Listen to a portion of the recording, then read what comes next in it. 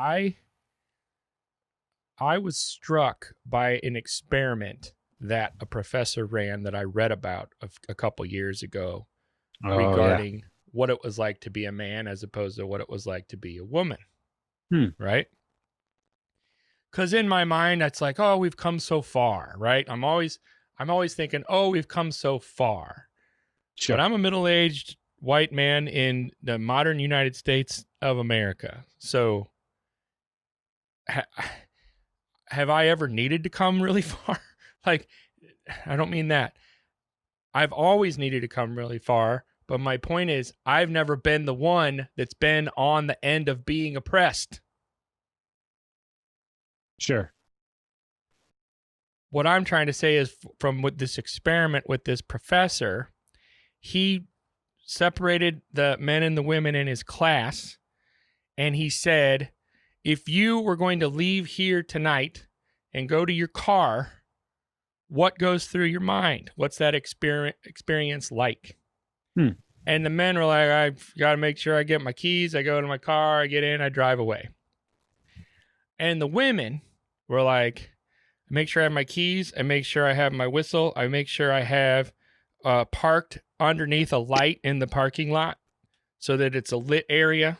I go to Mm-hmm. my car. I look under my car as I get up to it. I look in the back seat before I get into the car. Right? Completely different reality. Completely different way and perspective and way to experience something that to a man was a very mundane, everyday, no big deal thing, but Yeah. to a woman was a completely different experience. Yeah. I am seeing now, and I don't know. This is another thing. I don't know why it's like this for whatever reason right now, but I'm seeing things very, very differently in this past month regarding race. And it's not Mm-hmm. like it hasn't always been there. But for me, Right. I'm just seeing it differently for the first time, and it's rocking me a little bit. And I have 2 kids of color. Hmm. And so I would like to think that I certainly have an incentive to be woke, Sure. a big incentive to be woke. But now, for Yeah. whatever reason, like the term Black Lives Matter has a completely different meaning to me now than it did before. Yeah. And that reminds you of I thought you were going to go with the direction of, and I was just trying to look to see if I could find it. We'll have to get a source out there for people. There was a professor, I believe it was a female professor who asked her students, maybe it wasn't even students, maybe it was just at a like a presentation, almost like a TED talk or something. I don't remember exactly.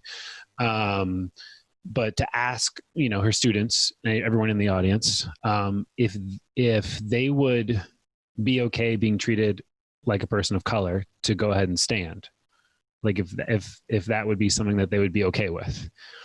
And I believe the article goes like, no one stood, and she's like, well, so it's like, so you're aware, that it's going on. Like, so you're aware that you wouldn't rather just be, a person of color right now. You don't want to be treated that way. And it was the article goes on. I thought you were going to go with that one. It's a kind of a, I haven't heard that one. Oh yeah. I'll see if I'll find the link. I've got it just right on here somewhere. And I'll send it over to you. But the fact that that's even a thing, that there is a mindset associated with being treated as a person of color, mm-hmm. like the fact that is something is the problem, isn't it? I got to slow down. I got to go in slow-mo here and kind of break down the question in the language. So you're saying to be treated as a person of color, like that in itself is the problem? Not to say it, yeah. Okay. But the fact that we can say it, the fact that it is a thing, right? Like that for me, like I'm trying to, I guess for me, it's like pulling myself out of my own narrow-minded perspective mm-hmm. and seeing things from a broader perspective and essentially putting, you put yourself in somebody else's shoes, so to speak. Sure. Which is good. I think that's what we should do a lot. And maybe that's what I've been doing more lately. But the fact that that there is a concept that can be described as being treated like a person of color. Like because in an ideal world, right, and in a utopia, there would be no being treated like a person of color. There would just be being treated like a person, right? But that's not the world we live in. Correct. That's not reality. Reality is there is a concept that has weight and meaning behind it that is being treated like a person of color. And of course, well, apparently when that question was posed to a class, nobody wanted any part of that. Correct. And I want to also be clear with this, that what you are currently saying right now, because I feel like this is why I say I got to use the language real carefully and make sure that I'm understanding and that kind of stuff.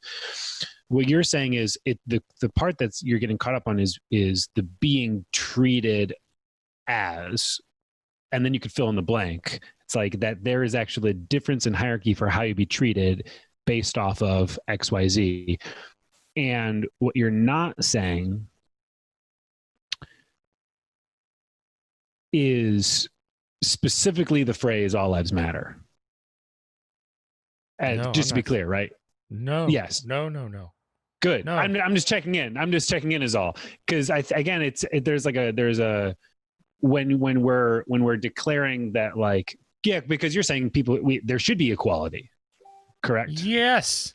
Okay. Yes. And we're recognizing that there isn't by saying that people are being treated as differently based off like of the whole Black Lives Matter thing to me has taken on like a bigger, more important meaning for me than it did before. In what way? Well, because I'm starting to see it as much less politicized. Yes. I'm not saying that it hasn't been or isn't politicized. Sure, I'm saying that for me personally, I'm starting to see the meaning of it and the importance of it in a completely different way. Like I'm extracting it from the political piece maybe for the first time. Yeah. Because it definitely, I think on all sides, things are getting hijacked. And yes, they do. Yes. Everything gets hijacked and weaponized and politicized. And I think for whatever, maybe it was that video. Like I saw the video and you just can't even believe that's freaking, that happened. Yeah. You can't even, and now again, maybe that's because I'm in this position where I am fortunate, privileged enough to not believe that that's happened. And maybe there's a lot of people that see that video and all they want to say is, see, look at this. And that I'm not the person that would have said, see, look at this. I'm the person that looks at that and says, I can't believe that happened. Yeah. I can't believe that. It was an atrocity that was at a level that I haven't experienced maybe in my whole life. Yeah. Yeah. And I think one of the interesting things, even important things about this conversation that that I've seen kind of happening is the mass protests and the mass conversation on social media, on Facebook, the debates, everything going on, I think has done a really great service of like the masses have brought awareness, but I think then the individuals are bringing change. And when I say the individual, I think it could be a one-on-one conversation like this, but it could also literally just be like the individual within me. You know what I mean? Like me as the individual. That resonates. Resonates, and that's been something that I've had. I've when we talk about politicizing this, and that's certainly how I was raised. That it's always the left versus the right, and it's the It's the Democrats versus the Republicans, and everything is a political cause. And not that there isn't politics involved with this, and not that people are leveraging certain sides for different things, good, bad, it's happening. But I think when the protests first began, that was the default mode for me to react from, was that, which was how I've been raised to see everything, right? So that was like my default, and there was so much, even though I was on the other side of, like, I was actually, on the Black Lives Matter side, and yet there was this like residual, like this, like a drag effect, like imagine like a parachute, just kind of like constantly pulling me back in this way of, in the back of my mind, of this thought of like, yeah, but do you know what I mean? I don't know if you know what I mean. I do know what you mean. I think I know what you mean. Yeah, it's hard for you to know what I mean. I'll try to continue to articulate it. Maybe the best way I could maybe express it is actually maybe that of ego. It's like there is this ego portion of me that I've really had to kill over the last month, like really work actively to kill. And I say ego because it is self-preserving. It's kind of this part of me that wants to flare up and protect my identity, protect myself, in some way preserve me being good, preserve me being correct, preserve me from being having to be corrected, like, and just being honest right now, like that. I think that's a part of me that was like flaring up in some ways, kind of like when my wife calls my bullshit, and my initial reaction is to either retaliate or to you don't know, like to shut off. It's like a defense, like a defense. Yes, exactly. A defense mechanism or something. Yes. And with my wife, it's usually the next day I'm able to come back around and be like, yo, you were right. Like I reacted out of ego. I reacted to try to like I got no grounds here. And this is the closest analogy I can give it, which has been over the last month. It's taken a lot longer than a day for me to come back around and be like, yo, that's been my ego here, to acknowledge my privilege, right? That I've been so comfortable sitting in. And so to have my ego really kind of recognize that and it's been a trip. Yeah, man, it's been a trip. And I'm not through it. It's like, let's also acknowledge that. Well, I think because I feel like I don't fit in a box anywhere right now. And I think for the most of my life, I've been pretty comfortable fitting in a certain box that looks a certain way. Sure. And not even realizing that, to the extent at which it was. And now I'm not so comfortable in my box anymore, because there are a lot of things about the box that I'm in that I don't like. Yeah. I was listening to, there's a lot of the things in the box I don't like. I get that. But it's also, the box is ever changing too. Let me make this. It is now. Sean Gordon, he's the CEO of KISS. I believe that's his correct title. He could just be the owner. I don't know exactly. Anyhow, he runs KISS. He and I have been talking lately, and he shared a conversation that was had with Brene Brown as a podcast, and he's the author of How to Be an Anti-Racist. Abram Kendry. I have to look at how to exactly pronounce his name. But he had put this book out, actually a number of books on how to be an anti-racist. It's a fantastic podcast. I'd also love to link out to that, because really powerful conversation. And he said something really profound. At least I thought it was profound. It resonated with me. And I think it could be easy to use to also justify one's identity or behaviors or continual string of behaviors. But I think if we actually can hold responsibility for ourselves, then we can get clear with it. So this is not to be used as a justification, but actually to be for the opposite. And he says, what I've learned to discover is that one is not, and I'm going to use a less inflammatory word first, and I'm going to misquote him, so please give me grace on that. Essentially, his concept that I understood was one is not, let me think of a word here, a forgiving person. One is not or an unforgiving person. One is not a, let me think of another, let me think of this. One is not a compassionate person or an uncompassionate person.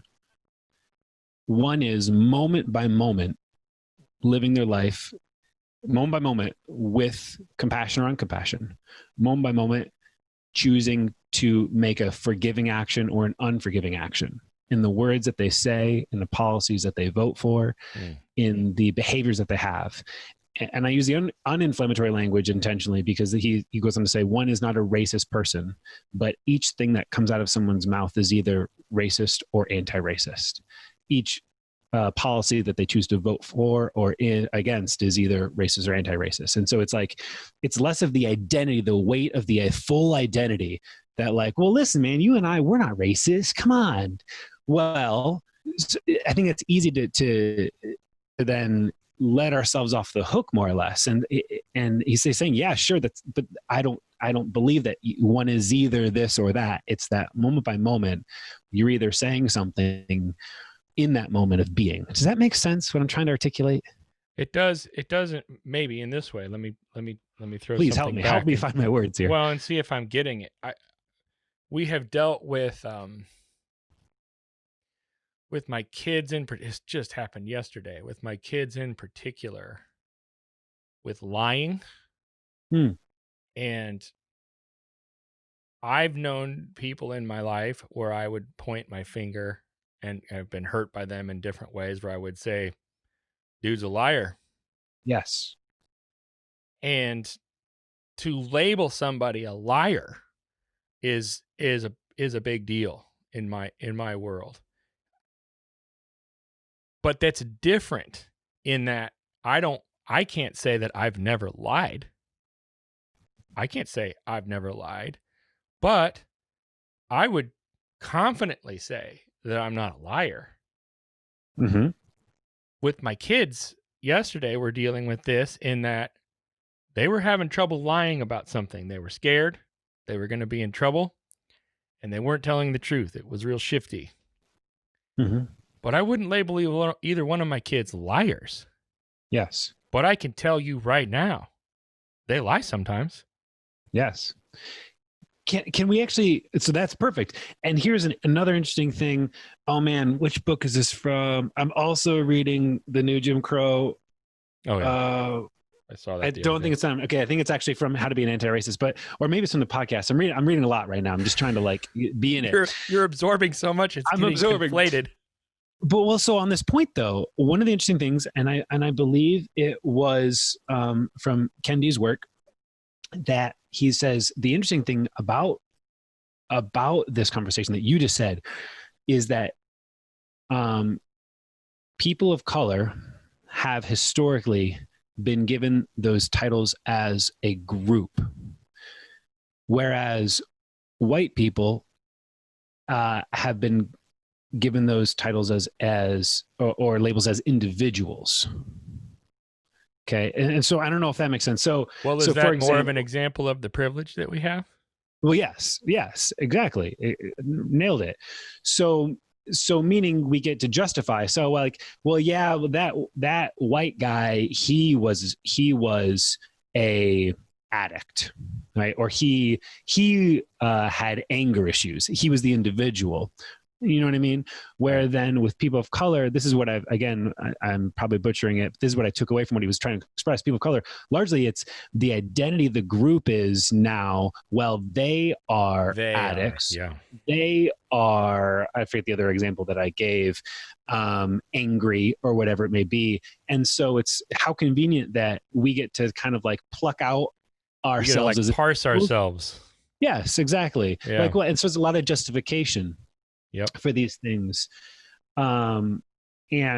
historically, that's not how people of color have been treated. It's a lot of they. It's a lot of all of the group that gets tied to it. And maybe there's like a theme that goes with that in regards to they're liars, or it's like maybe if we were to take this idea of identity versus a way of being moment by moment, historically it seems like people of color have been given the label of liar, where we as white individuals are like, well, he was just lying. He just lied. He just fibbed. He just lied. Yeah. Yeah. Yeah. This is it's been real. Maybe I'll just leave it at that. It's been real. Well, do you think that this is an example of, again, a conceptual scenario where it takes, like, in order for something big to happen, it requires something big as a catalyst? Yes. And yet, why are I'm asking, why are you and I seeing things from a different perspective now when it's been like that for so long? Well, and there's also been a lot of catalysts in the past. Like, it's like, right, for this, which is all the more reason why I'm asking why now. Because it's not like this is the first catalyst. Well, so there's a couple thoughts, and I don't know. Certainly, I don't know. I think we could riff if that's beneficial. I wonder if there's a conversation to be had around like a critical mass theory. Just like, have we reached a point of critical mass? Maybe it's there. Maybe it has to do with potentially an aging out and an aging up, like an aging out to a certain extent of some of the policies, and I don't know if it's individuals who push those policies or you know what I mean. Maybe there's an aging out there and it's starting to get replaced, but maybe there's also just an aging up of like a maturity type of thing. Say that again. Like an older and wiser type of thing is also into the mix. Like, is part of the reason we're seeing this clearly, not just because of critical mass in and of itself, not just because of aging out regarding policymakers and leaders, and not just politically, but like thought leaders, but also because you and I are getting older and wiser and seeing things more clearly as we mature. Yeah, and maybe also now I don't know if it's for the first time, but really now taking responsibility for our choices and our actions and our stances, where, like, listen, I'm still, I think a lot of people would still just call me some kid. You know what I mean? Like, I'm 33, and obviously I'm not a kid at 33, but sometimes I still feel that way. And but now I have kids, and so it's maybe even what I was talking about of the process of my ego and what it has been, my ego being constantly wanting to look good, feel good, be right. Yeah. White privilege, what? No, not me. It's like, it's that thing going on in combination with how I was raised, right? No bad. I mean, I don't know. Maybe I was gonna say no bad on my parents. I think my parents, they did their best, with with what they had. And yet, and it's been like chipping away, like, man, we're not that far off, dude. It's like my parents, like, there was still some people were still in slavery, like from their parents, like their grandparents in certain areas in this country, which is insane. We're not that far removed, I feel like I'm rambling right now. I guess maybe in conclusion, what I'm trying to say is I'm now taking personal responsibility and for each choice and each statement that I make in a way that I'm not allowing myself to excuse it on, well, it's how I was raised, or like, what? I was raised in a small town in Ohio. Like, dude, I'm like Midwest Ohio. Like, I go out and I drive 20 minutes north of here, and I'll drive by Confederate flag after Confederate flag. It's a real deal here. And, and so maybe getting to this place in life that, like, to take a stand. I'm not sure. I get what you're saying. I really do. I've been raised in central Illinois my whole life. Midwest. Like, I feel like I'm in the Midwest of the Midwest. Mm-hmm. Middle of cornfields. We have hardly any people of color in my town of 17,000 people. And I don't mean to say that and say that that means that this town is bad or there's something wrong with this town. That's not. I love my town. I love my community. But it does mean that we are unable to see things and experience things in the ways that people of color and other communities with people of color in them to a greater degree than us can see things and experience things. It's logic, it's reason, it's rational thought. I mean, I'm not saying anything that's beyond common sense, right? Dude, this actually just gave me a light bulb in regards to like why now, what's happening. Because same thing, man, same exact situation, but now we have the internet and we have connectivity, and so now I feel like it has made the world so much smaller. So now it's not just my little hometown, it's not just my I now actually have like so much more exposure to everything else, so much more education, really, of like learning about people's experience. I honestly don't know if I would have heard about George Floyd beyond what Rush Limbaugh had to say about him, I'm serious, if this would have been back in, when I was in middle school. Do you know what I mean? Oh, like dude, growing we up. wouldn't have seen it because it wouldn't have been filmed. Well, see, yeah. What was it? I think it was Will Smith said, like, racism is getting worse. It's not getting worse. It's just getting filmed. Exactly. And so now, we're filming things. We're distributing it. Yeah. Where we have more relationships. Also, let's be real too, man. It's like consequences. I think, like, let's not try to be altruistic here and pretend like this is for everyone, like we're all this kumbaya on it. I think also there's like people are being held accountable now, and that's what we're seeing in the industry right now. Businesses are being held accountable to the things that they say, but less about the things that they say and more about the things that they do. Mm-hmm. And there's a very realness with that.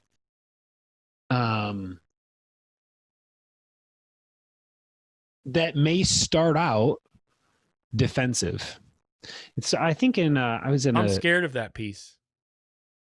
I'm scared of that piece because when I feel threatened, and I'm talking about my perception, I'm not talking about reality. When I feel threatened, and this is the ego thing I think that you were talking about, and I get defensive, doesn't go well for me, right? Like, what do you do? I lash out. I'm a fight guy. I'm not a flight guy. Yeah, fight. Yeah.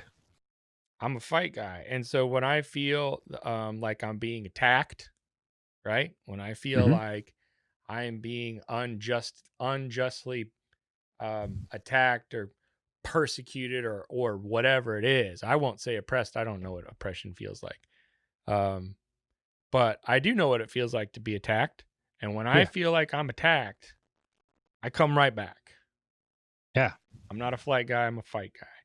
And it's because I'm afraid, right? Like that's at the bottom of it. Like if maybe on the outside it manifests as anger, or maybe it manifests as condescension or arrogance, right? But the root of it is, for me, is fear.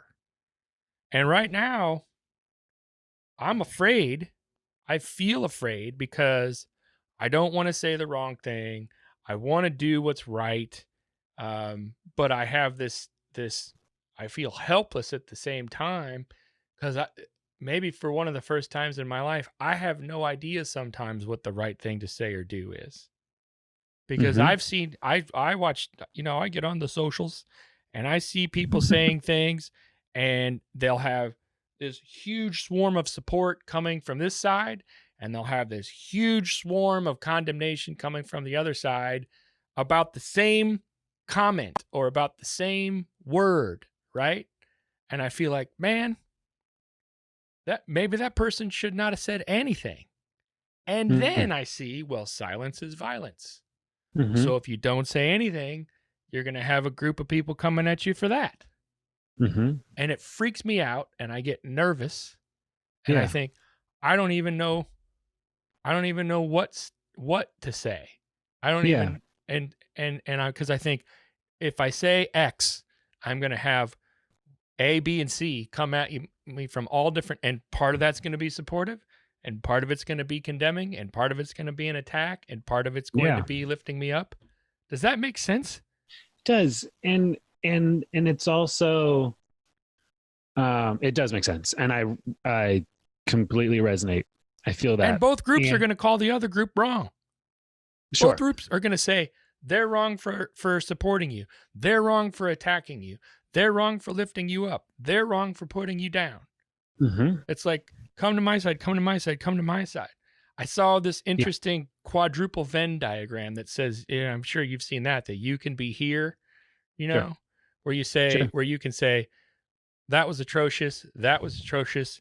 This is where I stand, and this is where I stand. Like, and that kind of goes back to your identity thing earlier, right? Where you, just because you support or you're against one thing doesn't mean that you support or you're against something else, Mm-hmm. right? Mm-hmm. Like, I could say Black Lives Matter and that what happened to George Floyd was atrocious. I can say both of those things. Mm-hmm. And I can say, I love my community, and I am so glad that the police in my town are protecting me and are here because they are. And I can say, and there are bad cops. Yeah. Like, I can say all of those things and support all of those things. And because I say one thing doesn't inherently mean that I'm against another thing, doesn't it? Sure. Yeah. No, so yeah, I resonate. I think there's a couple thoughts that I have. Thoughts, really. And that's one of the things that, like, I've been trying to be humble about is the communication that these are, I'm working it out actively. I've been trying to actively work out my thoughts and my beliefs from a photography education standpoint, but also from like a personal responsibility, mindset, self-development standpoint, even just getting into the curiosity of like, what is it that I actually believe? Let's even go the God route. Like, what do I even believe? So what do I even believe? That's yeah. So, but my point is, like, I've been actively trying to work out these conversations intentionally live, like just like with others, with my community, like trying to do as often as possible live videos. And one of the things that I've learned from that is I'm wrong sometimes. Actually, I'm wrong more often than I'm right, probably.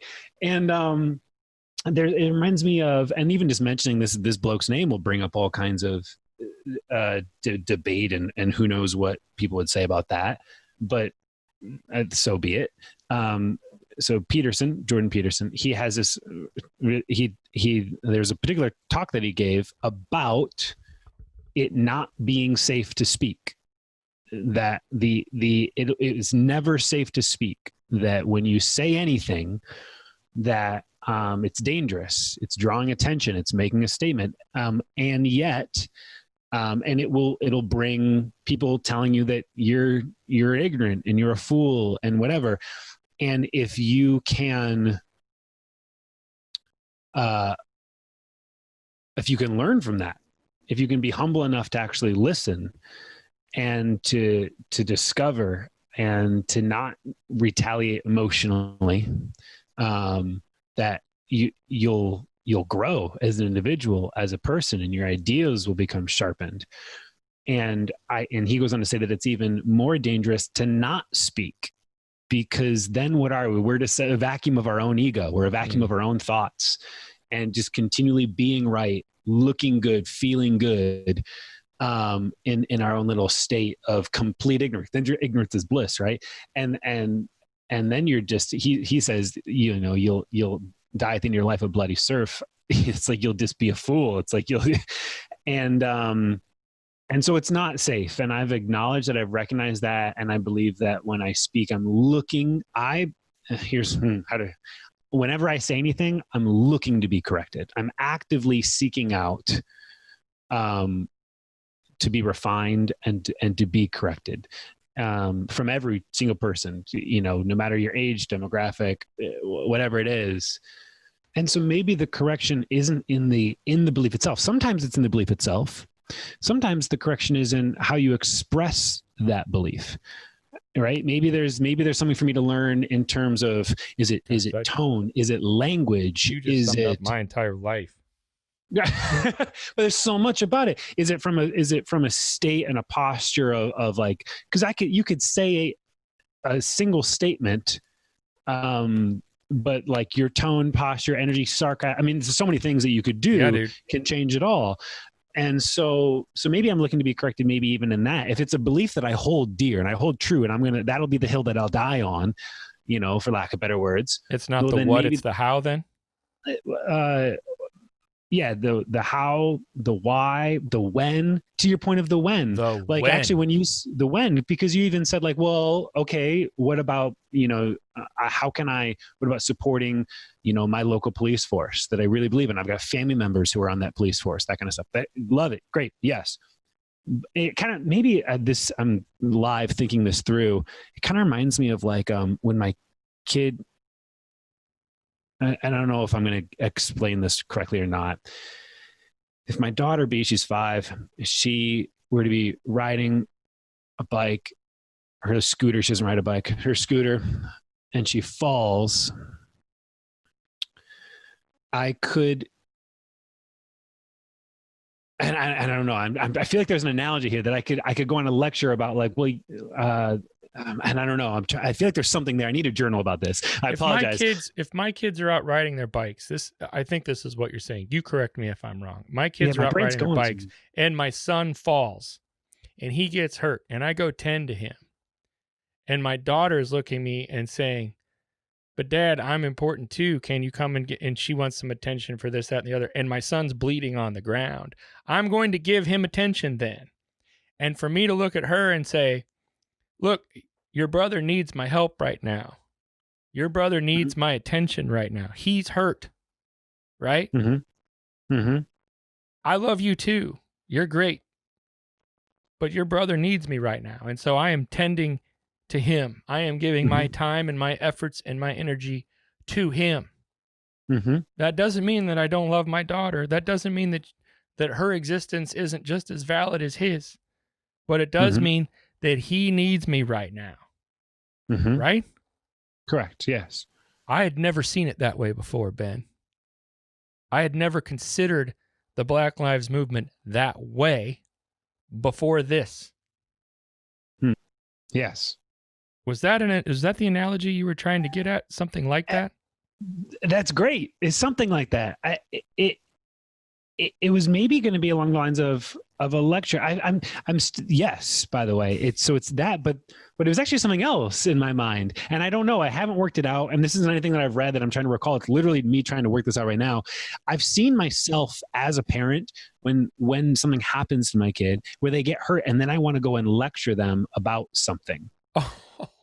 Do you know what I mean? Like, has that ever happened to you? Like, well, come on, if you just would have and it's like the timing's off, right? So it's not when they're hurt to be telling them about. Does that make sense? This happened 2 days ago, and my daughter hurt herself. She bonked her nose with her knee, and I was giving her a lecture on telling her how silly it was that she was sitting that way in the first place, and she was hurt, man. Yeah, she was in pain, and she's crying, and I'm like, why would you sit that way? You can't sit that way. When you sit that way, your knee... I wasn't focused at all on the fact that she was in pain. So maybe it's like this. It's like if my kid was out on a scooter and they, God forbid, they get like hit by a car or something, right? And they're in the street, and let's say that car is systematic racism, and then I want to go and lecture. I don't know. I feel like there's You want to lecture them on looking both ways before you cross the street next time. Exactly. This is what happens when you don't look both ways. I got to really think about this and expand upon it. But sometimes I think the reason why we're talking about this is because about timing. And sometimes it's the timing. It's like, well, yeah, yes, we support our police force. You support the police officer who's a part of your family or your friend group or whatever. Right. But it's like, man, like read the room. Like there's a time for things, you know, and that time right now, it's not right now. Now, to your point, what you just said, let's go back to that, because yours is actually tangible. You're right. I didn't get the when. The when piece is what you were giving the analogy for. Yeah, but that's okay. But what your thought though was really important, and this is, man, it did sink in for me what you just said about the whole Black Lives Matter movement, because again, while I have believed that Black Lives Matter, in the back of my mind, it has always been attached to some sort of political thing. And when I really took the time to learn what it meant. Yeah, I really took the time to actually and I saw this picture of a little girl holding a sign that said, what we said was Black Lives Matter. We never said only Black Lives Matter. Yeah. We know all lives matter. Yeah. What's going on is we are hurting right now and we need your help. Yeah. And that, because everyone wants to say, well, doesn't my life matter? Not everyone. Hold on, let me not do the group thing. But what I've seen happen is this conversation in defense of it is like, well, are you saying that my life doesn't matter? Are you saying that God didn't make us all equal and that we all don't matter? That's not what they're saying. No. And we're not just saying that only Black Lives Matter. That's not what we're saying. No. It's that people of color are in danger. Yeah. They're hurting and they need help. And that's like, there was some real big, like clarity that just a lot of things connected and really helped me to fight again. I keep saying my ego, because in the politicization of it, it's like they know it, and so they use it to almost strengthen your ego, right? So like if someone speaks up against something on a post, let's say that there's someone who goes and speaks in defense of something, and they are angry justifiably. It's like there's a reason they're angry. There's a reason. And then somebody else wants to use that as a way to defend their ego, like as a way, like, well, don't make me feel bad. Don't make me feel shame. Don't attack me. Why can't we just talk about this in a civilized manner? It's like, well, and I saw this one as well. It's like, well, listen, we've been trying to talk about this in a civilized manner for the last 100 years. It's like, you guys didn't like it when Kaepernick kneeled. You didn't like it when, and I saw it's just that going. one too. And if now, only they would be peaceful, then we could come to some sort of yeah. But now in hindsight, you see all of that differently too. Or I should speak for myself. Now in hindsight, I see all of that differently too. What do you mean? I remember all the people tearing up the peaceful way to protest something, right? Mm-hmm. When they're trying to get heard or when they're trying to be seen. And all the complaints about how that's so awful and disrespectful, and now you see this where things explode, sometimes literally, and you see that, well, this isn't the way to do it. They should do this peacefully. There are ways to do this peacefully, and you're like, man, it was right there. Mm-hmm. It was right there over and over, and you were complaining about that too. Mm-hmm. Like the process of change is a violent process, and it's a different violence that we're talking about. And yet I think it's also connected. Working at my thoughts live in that, like the the killing of our ego is it's an internally violent process. And um and sometimes, to the point of what we're seeing right now, is that everything else hasn't worked. It hasn't worked. Maybe it's brought some degree of awareness. And I'm curious, you asked the question earlier, why now? Like, why is this suddenly connecting the dots now? Like, why are we talking about this? You know what I mean? Right. And I don't know. I'm just riffing right now, but like the process of internal change, of killing my ego and actually holding myself responsible to these things, that's a violent process. And I'm just curious to what extent the activity, the active engagement of the protest, the physical being like out, and the physical stand that people are making is like empowering me in a way to like actively fight against my ego. So I don't know. I'm riffing here. Well, and hopefully I'm not too far in the clouds. One of my favorite authors says you have to die before you die. Mm. And I've never thought about it in this context before, but that can be a very painful process.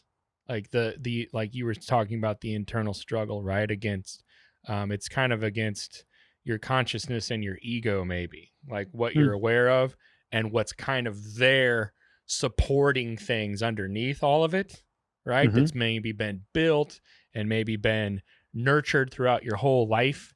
And it's not like that's at the forefront of your mind, but it's happening, right? And so you have this internal structure, so to speak. And when you get to a point, maybe later on in life, and maybe this is where the saying, you can't teach an old dog new tricks, kind of comes from, right? Because as that foundation is built stronger and stronger and stronger, you tend to think a certain way and you tend to react in a certain way to certain things. And I feel like for me, that this is one of those, and I guess it's a rare time in my life where my very foundation and my very structure is being challenged in certain ways, not as a whole, but there are pieces of it where I'm looking internally at myself, and that violence is occurring inside of me.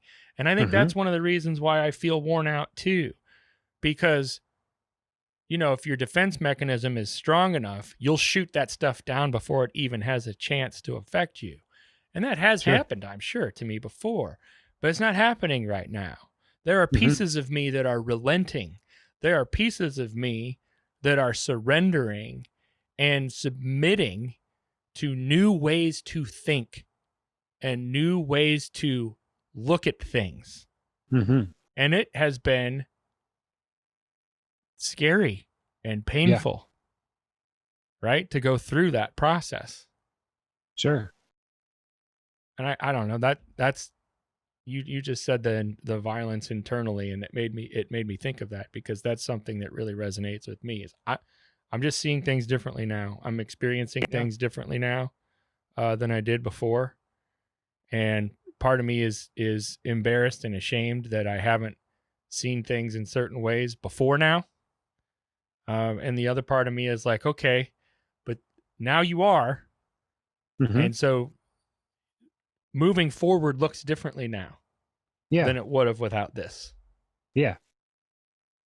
How does that look like for you? What is and maybe you can't put words to it yet. I don't know yet, but I do know this, that it's going to be important for me to be open to that continually moving forward. It looks differently, like conversations with friends and family, and really standing up for what I believe is right, in a way that's not so defended and aggressive, and maybe being willing even more to see things from other people's perspective.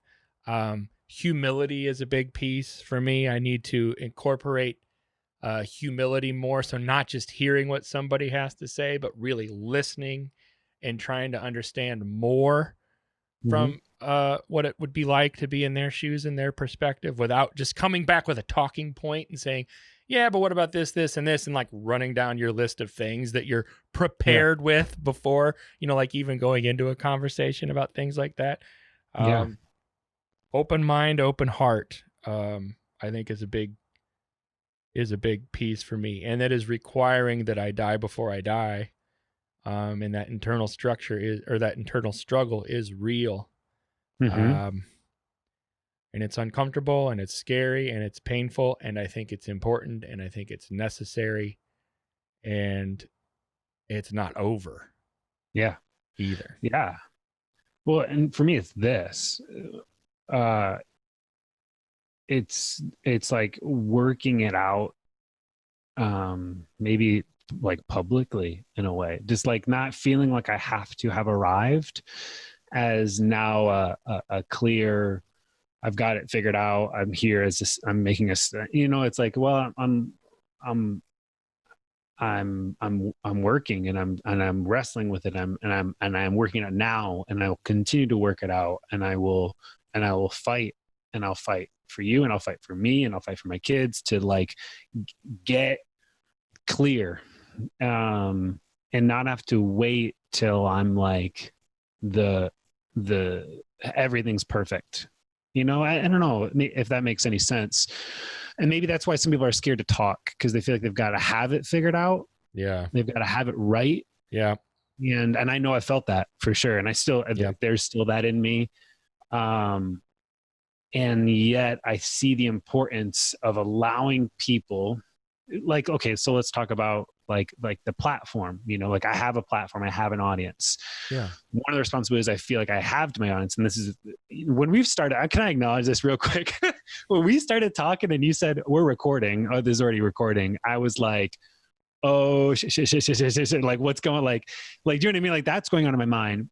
And yet it's okay, I'm surrendering to it, because, well, let's actually do the work that I'm talking about, which is, I think one of the things that I can do with my audience is actively work this stuff out in public, like, or to work it out loud, with you in this conversation right now, and to share, like to show people that that's possible, that change is like, it's okay actually, like to grow and to change and to, to hone. But it's ugly, and we don't like to be ugly. It's no, it's like, uncomfortable, and we again, don't I like keep to saying be this, look good, be right. It's scary, and we don't like to be scared. Yeah. Well, that, and we're just like let's call it is. We're a couple of white dudes, who are photographers, just talking about this stuff. And so all of that, and that actually, I think that is the stain for me, is to be willing to work it out as just as a couple of white dudes. For me, as just like a white guy, just trying. I'm committed to working it out. And just showing willing to work it out. That's big to me. I get that. Yeah, I get that. Well, thanks for talking, man. I don't want to talk about photo. Like, what do we? Here's the thing, too. Can we real quick? I want to talk about this real fast, because I was just I was in a podcast, and I brought up similar conversation points. And I know people listening are going to be like, why? Like, what are you doing? This is supposed to be about photography. It's supposed to be about business. It's supposed to like, and my personal life is not separate from my business. My business is my personal life. My personal life is my business. And I'm not even a personal brand. And that is still true for me. And someone asked me what success looked like for my business. And my answer to that was the same answer for what happiness looks like for me personally. And what happiness looks like for me personally is what success looks like for my business. And that is that I like myself and that I contribute to others. Currently, right now, I'm sure that in a month it'll change a little bit. And a part of me liking myself is contributing to others. And And that's why like it's the same thing. It's like, how have you ever been in a fight with your wife or something, and then you try to go to work the next day, and how at least for me, how ineffective I am when I don't like myself because I've been an asshole at home, and I'm not contributing to others who need me, who need me to be showing up. Maybe need's not the right word. Want me to be showing up. Maybe need is, I don't know. Well, this is that. That's convicting. Yeah. Willing. You have left me with lots to think about. I initially thought we were going to talk about sales. We can do that another time too, man. I We really will. enjoy sales. We will. But the when. See, it's the when piece. It is the when piece. Now was not the time for you and me to talk about sales. Yeah. I would have felt like I was just in a fight with my wife, and here I am just rolling in here talking about sales. Yep. And I had that big elephant sitting on my back. Just this, like, I'm talking about sales right now, and there are other things to talk about. Yeah. Thank you for doing so. Thank you for your time. Yeah. Ben Hartley, I appreciate you and where you're at and how you've even helped me today. Thank you. Thank you. Man, same. Appreciate you.